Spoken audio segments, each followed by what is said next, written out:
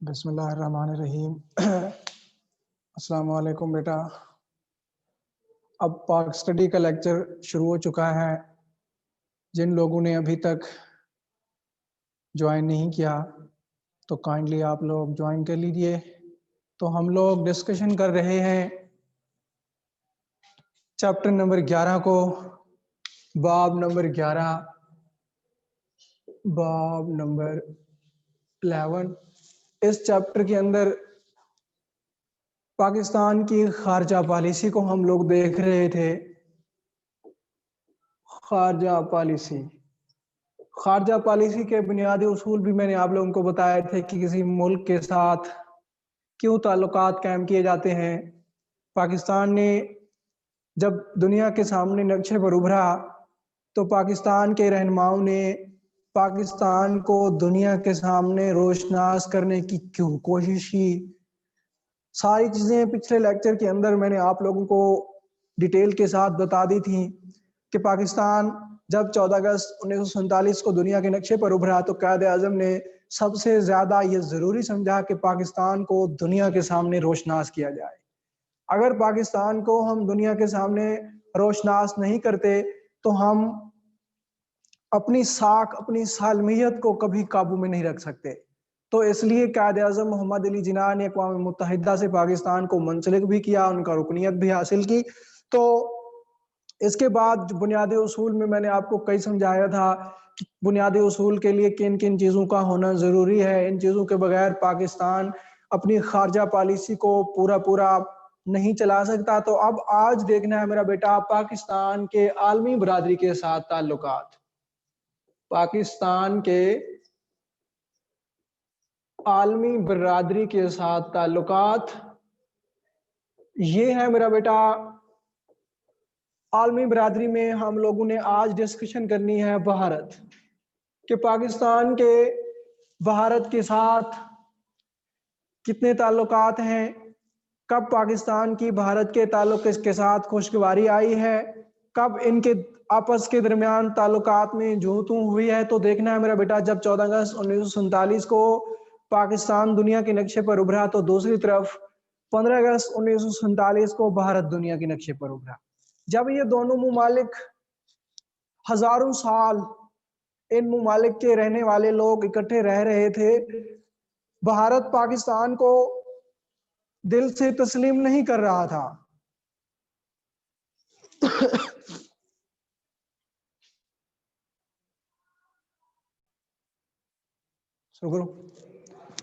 اچھا جی، میں بتا رہا تھا بیٹا بھارت پاکستان کو دل سے تسلیم نہیں کر رہا تھا، جس کی بدولت جب پاکستان کے رہنماؤں نے قراردادیں پیش کی انگریزوں کو کہ ہمیں علیحدہ مملکت چاہیے، تو اس لیے 14 اگست 1947 کو ہمارے اکابرین کی محنت سے پاکستان تو دنیا کے نقشے پر ابھر آیا، لیکن بھارت نے پاکستان کو دل سے تسلیم نہیں کیا۔ اب بات یہاں یہ ہے 14 اگست 1947 سے لے کر 2020 تک آنورڈ ہم نے دیکھنا ہے کہ پاکستان کے بھارت کے ساتھ کیا تعلقات ہیں۔ بیٹا پاکستان جب 14 اگست 1947 کو دنیا کے نقشے پر ابھرا تو ہمارے تعلقات، میں نے پہلے بتا دیا آپ کو کہ ہمارے اور ان کے تعلقات پاکستان بننے سے پہلے بھی ہندوؤں کے آپس کے تعلقات اچھے نہیں تھے، لیکن جب پاکستان بن گیا تو ہمارے اور ان کے تعلقات کے اندر جوں توں ہونا شروع ہوئی، کیونکہ لارڈ ماؤنٹ بیٹن ریڈ کلف ایوارڈ نے ہندو لوگوں کو یہ کہہ کر راضی کر دیا تھا کہ ہم ایسا کٹا پھٹا پاکستان بنائیں گے جو جلد دوبارہ انڈین یونین میں ضم ہو جائے گا۔ انہوں نے پاکستان بننے کے بعد پاکستان کو ہر ہیلے بہانے میں زیر کرنے کی کوشش کی۔ کبھی پاکستان کے اندر مسلمانوں کو، مہاجرین کو دھکیل دیا گیا کہ یہی پاکستان کی معیشت کو لے ڈوبیں گے، کبھی پاکستان کے اثاثے روک رہے ہیں، کبھی پاکستان کا پانی روک رہے ہیں۔ تو ایٹ لاسٹ جب پاکستان کا پانی روکا گیا، پاکستان کا پانی روکنے کے بعد پاکستان کے رہنماؤں نے اقوام متحدہ کا دروازہ جا کھٹکھٹایا تو عالمی بینک نے اس صورتحال کا جائزہ لیا۔ جائزہ لینے کے بعد 1960 میں سمتاز معاہدے کے ذریعے پاکستان اور بھارت کے مسئلے کو حل کیا۔ یوں پاکستان اور بھارت کے درمیان پانی کا مسئلہ تو حل ہو گیا، لیکن پاکستان اور بھارت کے تعلقات کی بات کہ پاکستان اور بھارت کے درمیان تعلقات میں بہتری آئی یا نہیں، بیٹا پاکستان جب بھارت کو اپنے اثاثے کی بات کرتا تو وہ اثاثے دینے سے بھی گریز کرتے رہے۔ ایٹ لاسٹ پاکستان اور بھارت کے وزیر اعظم کی ملاقات 1952، پاکستان کے وزیر اعظم جناب لیاقت علی خان کی 1949 میں بھارتی وزیر اعظم کے درمیان ملاقات ہوئی۔ ملاقات میں دونوں ممالک کے درمیان دو طرفہ تعلقات کی بات ہو گئی، لیکن پھر بھی پاکستان کے اور بھارت کے قریبی تعلقات میں بہتری نہ آئی۔ ایٹ لاسٹ ہر وقت پاکستان بھارت کے ساتھ تعلقات بہتر کرنے کی کوشش کرتا رہا، لیکن پھر بھی پاکستان اور بھارت کے درمیان تعلقات میں بہتری نہ آئی۔ اب پاکستان اسی بھارت کے ساتھ 3 جنگیں بھی لڑ چکا ہے، 1948، 1965، 1971۔ 3 جنگیں کس بنیاد کی وجہ سے ہم لوگوں نے لڑی ہیں؟ مسئلہ کشمیر جو ریڈ کلف ایوارڈ نے، لارڈ ماؤنٹ بیٹن نے یہ ہندوستان کے حوالے کر کے پوری زندگی کے لیے دشمنی کا بیج بو دیا تاکہ پاکستان اور بھارت دونوں کبھی امن کے ساتھ زندگی بسر نہ کریں۔ اب بات یہاں یہ ہے کہ اس کشمیر کی وجہ سے ہم لوگوں نے کئی آپس میں جنگیں بھی لڑی ہیں، لیکن پھر بھی ان دو ممالک کے رہنماؤں کی، ان دو ممالک کے لوگوں کی آپس کے تضاد میں بھی فرق ہے، آپس کے ذہن میں بھی فرق ہے، جس کی بدولت ان لوگوں کے آپس کے تعلقات میں بہتری نہیں آ رہی۔ اچھا جی آگے چلتے ہیں کہ 1965 1971 کے بعد پاکستان اور بھارت کے درمیان میں کیسے تعلقات رہے۔ بیٹا 1988 میں پاکستان اور بھارت کے درمیان شملہ معاہدہ کے ذریعے تعلقات میں بہتری ہوئی، لیکن یہ تعلقات جا کر 1990 میں پاکستان اور بھارت کے درمیان کو کچھ تعلقات میں خوشگوار ہونا شروع ہوئے۔ اب 2001 میں جنرل پرویز مشرف صاحب نے بھارت کا دورہ کیا۔ بھارت کا دورہ کرنے کے ساتھ جنرل پرویز مشرف نے ایک سارک کانفرنس آگرہ میں منعقد کرائی۔ اس کانفرنس کے درمیان 3 دن کانفرنس جاری رہی، مسئلہ کشمیر کے اوپر بھی، پاکستان اور بھارت کے تعلقات کے اوپر بھی، لیکن 3 دن کی میٹنگ کرنے کے باوجود بھی اس مسئلے کو زیر غور رکھا گیا، اس مسئلے کے اوپر پراپرلی طور پر عمل درآمد نہ کیا جا سکا۔ اصل چیز یہ ہے کہ بھارت ہر ہیلے بہانے سے پاکستان کو زیر کرنے کی کوشش کرتا آیا ہے اور کرتا آ رہا ہے۔ ہم نے دیکھنا ہے کہ پاکستان اور بھارت کے درمیان تعلقات میں بہتری کیوں نہیں ہے۔ آپ کو آلریڈی بتا چکا ہوں، مسئلہ کشمیر جس کی بدولت پاکستان اور بھارت کے درمیان تعلقات اچھے نہیں ہیں۔ ہم مسلمان چاہتے ہیں کہ بھارت کشمیر کے اوپر ہمارا بھی حق تسلیم نہ کرے، بلکہ کشمیر والوں کو اپنی حق کے خود ارادیت دے دے، لیکن بھارت اس لحاظ سے بھی تیار نہیں ہے پاکستان کو دینے کے لیے بھی، ان کو اپنی حق کے خود ارادیت دینے کے لیے بھی۔ وہ خود اس کے اوپر قبضہ جمائے رکھنے کے لیے تیار ہے، جس کی بدولت پاکستان ہر ہیلے بہانے، پاکستان ہر وقت ان کو مذاکرات کی دعوت دیتا ہے۔ امید ہے آنے والے سالوں کے اندر ہمارے اور ان کے مذاکرات میں کامیابی ہو جائے، شاید ہمارے اور ان کے مذاکرات کے ساتھ ساتھ کچھ آمد و رفت بھی شروع ہو جائے، لیکن اصل چیز میرا بیٹا ریلیجیس کی نہیں، اصل چیز وہ آکوپائی ہیں ہمارے کشمیر کے اوپر، جس کی بدولت پاکستان اور ان کے درمیان آپس میں تعلقات اچھے نہیں ہیں۔ اچھا بھائی اس کے بعد نیکسٹ تھوڑا سا ہم دیکھ لیتے ہیں ایران کو۔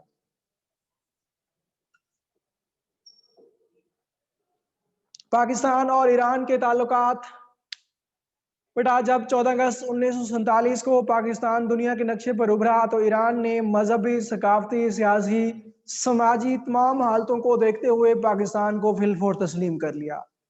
ایران وہ واحد ملک ہے جنہوں نے پاکستان کو بننے کے بعد سب سے پہلے تسلیم کیا۔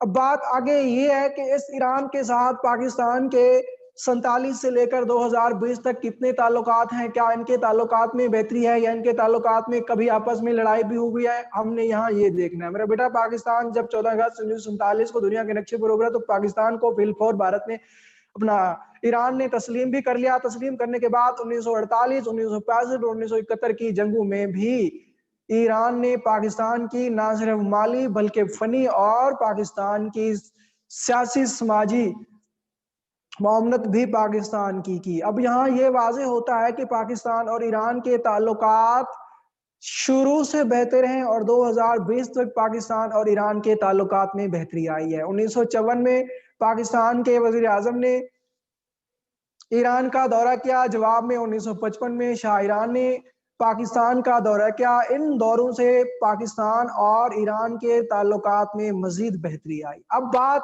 کہ جب یہ دورہ کرتے ہیں، دورہ کرنے کے ساتھ ساتھ شاہ ایران اور پاکستان کے وزیر اعظم نے بھی ایران اور پاکستان کی ثقافتی حدود، سماجی حدود بندی کمیشن بھی قائم کی تاکہ ہم دونوں مسلمان ممالک بھی آپس میں باہم گفتگو، باہم تشنید کے ذریعے اپنے مسائل کو حل کریں۔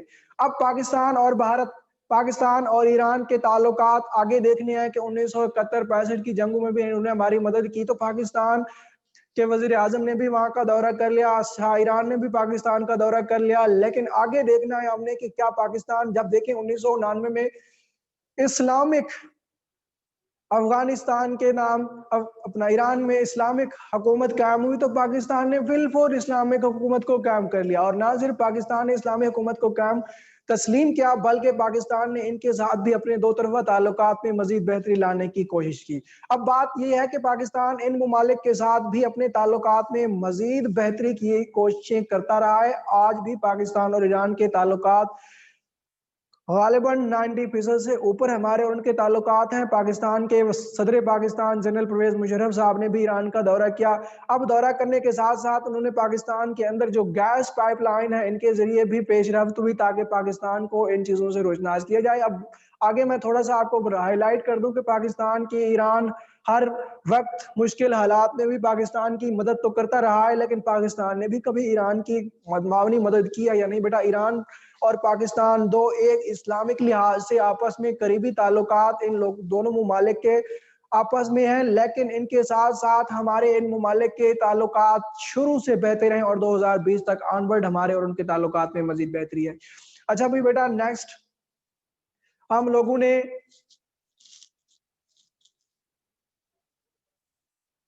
جو لیکچر دینے ہیں ان لیکچروں کے اندر دو ہمارے بچے ہوئے ہیں، ایران کے بعد جی افغانستان،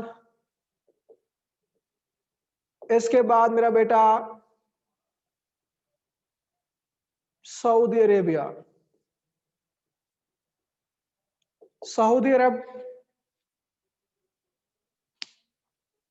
افغانستان، ان ممالک کے پاکستان کے ساتھ کیا تعلق ہیں؟ بیٹا فرسٹ آف آل ہم لوگوں نے افغانستان کو دیکھنا ہے کہ افغانستان نے جب پاکستان 14 اگست 1947 کو دنیا کے نقشے پر ابھرا، کیا افغانستان نے پاکستان کو تسلیم کیا تھا؟ نہیں بیٹا، فرسٹ آف آل دنیا میں وہ واحد ملک ہے ایران جنہوں نے پاکستان کو بننے کے بعد بالفور تسلیم کیا تھا، اسلامی ممالک ہونے کے باوجود۔ لیکن افغانستان نے پاکستان کو تسلیم تو نہیں کیا، لیکن پاکستان اور افغانستان کے ساتھ دو طرفہ تعلقات 1951 سے لے کر 2020 تک قریبی تعلقات ہیں، یہ بھی اسلامی ممالک ہونے کے ساتھ ناطے پاکستان اور افغانستان کے آپس کے تعلقات ہیں۔ لیکن پاکستان افغانستان کے اندر 1965-1971 کی جنگ میں بھی افغانستان نے پاکستان کی نہ صرف مالی بلکہ فنی امداد بھی فراہم کی تھی۔ اب ہم نے یہاں دیکھنا میرا بیٹا یہ ہے کہ یہ ممالک پاکستان کو، جو اسلامی ممالک ہیں، ان ممالک کے ساتھ پاکستان نے ایک تنظیمیں بنائی ہوئی ہیں، RCD تنظیم، ECO کی تنظیم، اقتصادی تعاون کی تنظیم، سارک تنظیم، ان بہت بڑی پاکستان ان تنظیموں کا رکن ہے۔ سرگرم رکن ہونے کے ساتھ ساتھ پاکستان نے ان ممالک کو قریب آپس میں رکھا ہوا ہے۔ پاکستان تمام وسطی ایشیائی ممالک جو 27 ہیں اسلامی ممالک، ان تمام ممالک کی پاکستان نے آپس میں تنظیموں کے ذریعے ان ممالک کے درمیان قریبی رابطہ قائم کرنے کی کوشش کی ہوئی ہے۔ اب ہم نے جو سعودی عربیہ ہے یا افغانستان ہے، ان ممالک کے بادشاہوں نے، ان ممالک کے لوگوں نے پاکستان کا دورہ کیا اور پاکستان کے وزیر اعظم، پاکستان کے پریزیڈنٹ نے ان ممالک کی حدود بندی کمیشن بھی کی، کمیشن کے ساتھ ساتھ ان ممالک کے ساتھ دو طرفہ تعلقات قائم کرنے کی بھی کوشش کی۔ تو ہمارا جو نیکسٹ ٹاپک ہوگا میرا بیٹا، میں نے آپ لوگوں کو 10 کوسچن لکھوائے تھے۔